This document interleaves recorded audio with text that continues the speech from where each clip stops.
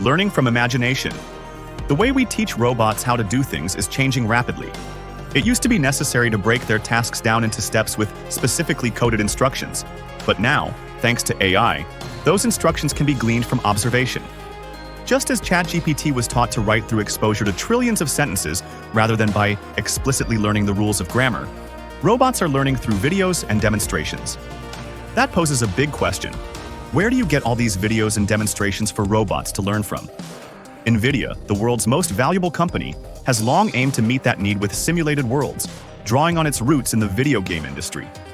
It creates worlds in which roboticists can expose digital replicas of their robots to new environments to learn.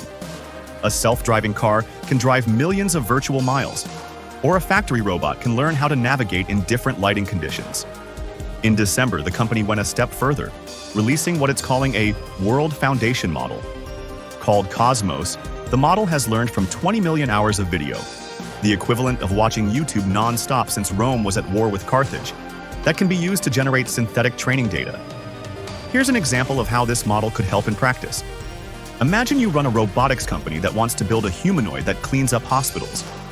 You can start building this robot's brain with a model from NVIDIA, which will give it a basic understanding of physics and how the world works.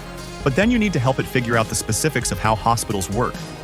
You could go out and take videos and images of the insides of hospitals, or pay people to wear sensors and cameras while they go about their work there.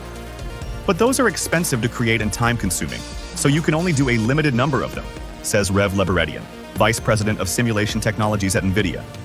Cosmos can instead take a handful of those examples and create a three-dimensional simulation of a hospital. It will then start making changes, different floor colors, different sizes of hospital beds, and create slightly different environments. You'll multiply that data that you captured in the real world millions of times. In the process, the model will be fine-tuned to work well in that specific hospital setting.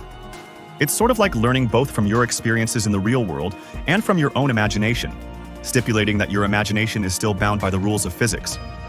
Teaching robots through AI and simulations isn't new, but it's going to become much cheaper and more powerful in the years to come. Learning from imagination. The way we teach robots how to do things is changing rapidly.